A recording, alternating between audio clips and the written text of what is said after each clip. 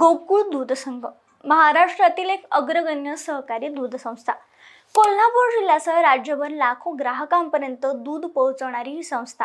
पण या गोकुळ दूध संघाचा खरा मायबाप कोण? हा प्रश्न विचारला तर उत्तर मिळेल की शेतकरी आणि दूध उत्पादक सभासद. कारण गोकुळची उभारणी झाली ती कोणत्याही एका नेत्यामुळे नाही, तर हजारो शेतकऱ्यांच्या कष्टातून, त्यांच्या दुधाच्या प्रत्येक थेंबातून. गोकुळला राज्यात मोठं करण्यासाठी अनेक नेते, संचालक आणि पदाधिकाऱ्यांनी आपल्या परीने योगदान दिलं, हेही तितकंच खरं आहे. मात्र या संपूर्ण सहकार चळवळीचा पाया हा सामान्य शेतकरीच आहे. त्यामुळे गोकुळचं अस्तित्व असेल तर ते दूध उत्पादक सभासदांमुळेच. मात्र कधी काही गोकुळचे अध्यक्ष राहिलेले अरुण डोंगळे यांच्या एका विधानामुळे आता नव्या वादाला तोंड फुटलंय. गोकुळचा बाप कोण असं म्हणत शेतकऱ्यांचं नाव न घेता त्यांनी त्यांच्याच जवळचे विश्वास पाटील यांचं नाव घेतलंय. आणि याच विधानामुळे आता दूध उत्पादक सभासद, शेतकऱ्यांनी सहकार क्षेत्रात मोठी चर्चा सुरू झाली. कारण जर गोकुळचा मायबाप एखादा व्यक्ती असेल तर मग इतकी वर्ष दूध देणारे हजारो शेतकरी कोण? गोकुळ उभं करण्यासाठी आयुष्यभर कष्ट करणाऱ्या सभासदांचं योगदान मग नेमकं कुठं गेलं, असा सवाल आता उपस्थित केला जातोय. नेमकं काय म्हणाले अरुण डोंगळे? त्यांनी कोणाचं नाव घेतलं आणि त्यांच्या या विधानावर आता नवा वाद निर्माण होण्याची शक्यता का सुरू झाली, हेच या व्हिडिओच्या माध्यमातून जाणून घेऊयात. नमस्कार, मी संजना मध्ये आपलं स्वागत. सध्या गोकुळ दूध संघाच्या निवडणुकीची प्रक्रिया सुरू आहे. 1 जुलै म्हणजेच बुधवारी ठराव दाखल करण्याची अंतिम मुदत होती. या निवडणुकीत महायुती म्हणून भाजप, राष्ट्रवादी काँग्रेस, शिवसेना, जनसुराज्य शक्ती हे पक्ष एकत्र मैदानात उतरलेत. तर दुसरीकडे काँग्रेसकडून सतेज पाटील यांनी स्वतंत्रपणे निवडणूक लढवण्याचा निर्णय घेतल्याचं चित्र आहे. ठराव दाखल करण्याच्या प्रक्रियेदरम्यान प्रत्येक पक्षाकडून आपल्याकडे सर्वाधिक सभासदांचा पाठिंबाचा ठराव असल्याचा दावा करण्यात आला. मात्र प्रत्यक्षात सहाय्यक निबंधक कार्यालयात दाखल झालेल्या ठरावांची आकडेवारी वेगळीच आहे. एकूण 2289 ठराव दाखल झाले. त्यामुळे ठरावांच्या आकड्यांवरून मोठमोठे दावे करणाऱ्या नेत्यांचं वाचं आता हळूहळू समोर येऊ लागलं आणि लवकरच ते पूर्णपणे समोर येणार आहे अशी चर्चा सुरू झाली. आता याच ठिकाणी सहाय्यक निबंधक कार्यालयात सर्व नेते उपस्थित असताना माजी अध्यक्ष संचालक अरुण डोंगळे यांनी केलेलं एक विधान आता चर्चेचा विषय ठरतंय. प्रसार माध्यमांशी बोलताना ते म्हणाले, आबाजी मला 5 वर्षांनी सिनियर आहेत. माझी गोकुळमध्ये 38 वर्ष झालेत. दूध उत्पादक शेतकऱ्यांचा विकास आमच्यात भिनलेला आहे. आबाजींचं वय 77 वर्ष आहे. त्यामुळे ते गोकुळमधील बाप आहेत. ते लहान मोठ्या भावांना सोबत घेऊन जातील. आम्ही दोघं जिकडे तिकडे विजय निश्चित, असं अरुण डोंगळे म्हणाले. आणि त्यांच्या या विधानावरून आता चर्चा सुरू झाल्या. आता त्यांनी उल्लेख केलेले आबाजी म्हणजे कोण, तर ते म्हणजे विश्वास नारायण पाटील. अरुण डोंगळे यांच्या आधी गोकुळचे अध्यक्ष राहिलेले आणि महाडिक गटाच्या सत्ता काळात गोकुळच्या नेतृत्वाची धुरा सांभाळणारे एक महत्त्वाचे नेते. खरं तर गोकुळवर महाडिक गटाची सत्ता जवळपास 30 वर्ष होती. त्या काळात विश्वास नारायण पाटील यांनी अध्यक्ष म्हणून काम पाहिले. त्यानंतर 30 नोव्हेंबर 2010 ते 7 ऑक्टोबर 2017 या कालावधीत अरुण डोंगळे यांनीही गोकुळच्या अध्यक्षपदाची संधी मिळाली होती. त्यामुळे गोकुळच्या राजकारणातील हे दोन्ही चेहरे जुने, प्रभावी आणि अनुभवी मानले जातात. त्यानंतर 2021 मध्ये जेव्हा गोकुळची निवडणूक लागली त्यावेळी सतेज पाटील आणि हसन मुश्रीफ यांनी एकत्र येत महाडिक गटाला आव्हान दिलं.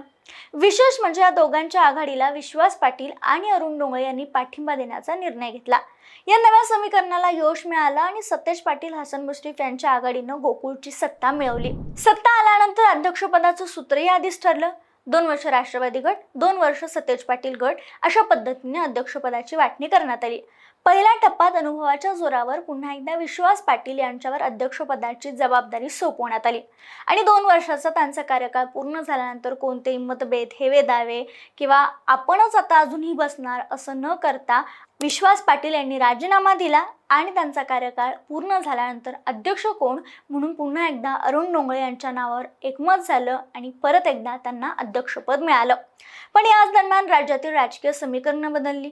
हसन मुश्रीफ महायुतीत गेले, सतेज पाटील एकटे पडले आणि त्यानंतर अरुण डोंगळेंची भूमिका काय असा सवाल उपस्थित होऊ लागला. आणि त्यानंतर त्यांनी महाविकास आघाडीच्या विरोधात भूमिका घेतल्याचंही पाहायला मिळालं. विधानसभेत त्यांनी महायुतीच्या नेत्यालाही पाठिंबा दिला किंवा त्यांच्यासाठी मदत केला आणि महाविकास आघाडीच्या विरोधात ते उभे राहिले.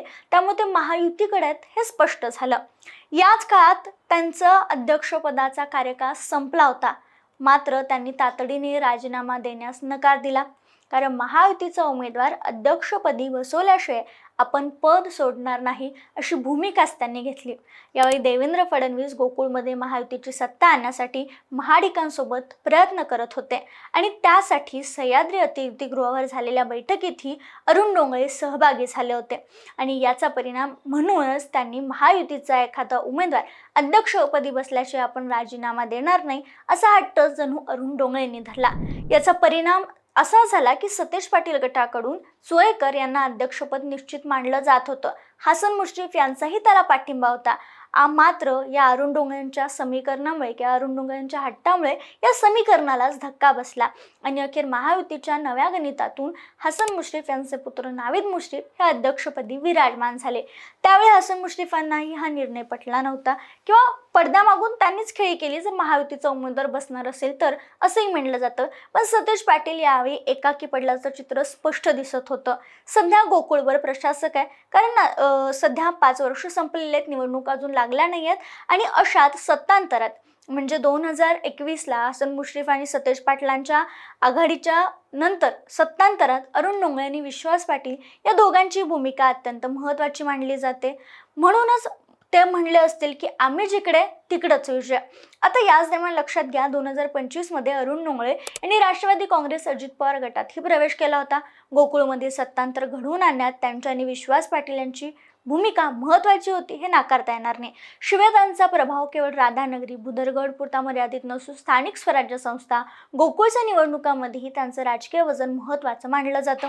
मध्यंतरी तर अरुण डोंगळे यांना राज्यसभेची उमेदवारी किंवा विधान परिषदेची आमदारकी मिळणार असल्याच्याही चर्चा रंगल्या, मात्र त्या वारातच विरल्या।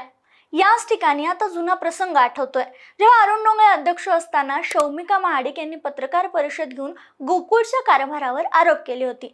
त्यावेळी शौमिका महाडिक यांना प्रत्युत्तर देताना अरुण डोंगळे म्हणाले होते, गोकुळ त्यांच्या डोक्यात नाही, त्यांच्या डोक्यात पुढची निवडणूक आहे।